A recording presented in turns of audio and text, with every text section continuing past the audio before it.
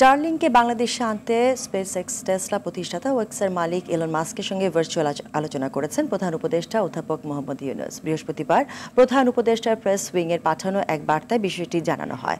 কম খরচের উচ্চ গতির ইন্টারনেট সংযোগ বাংলাদেশের ডিজিটাল বৈষম্য দূর করতে পারে, শিক্ষা, স্বাস্থ্যসেবা এবং সুবিধাবঞ্চিত অঞ্চলে অর্থনৈতিক উন্নয়নকে শক্তিশালী করার বিষয়ে আলোচনা হয়। এদিকে বাংলাদেশে ইপিজেড করতে চায় সংযুক্ত আরব আমিরাত। প্রধান উপদেষ্টার সঙ্গে বৈঠকে এই প্রতিশ্রুতি দিয়েছেন দেশটির বাণিজ্যমন্ত্রী।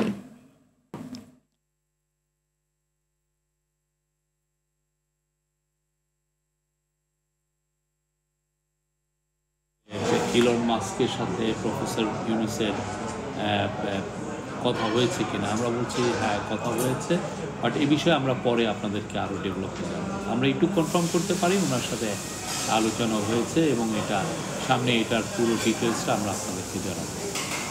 প্রফেসর ইউনূস ইউএইর কোম্পানিগুলোকে বলছিলেন যে তারা যাতে বাংলাদেশে তাদের ফ্যাক্টরিগুলোকে রিলোকেট করে।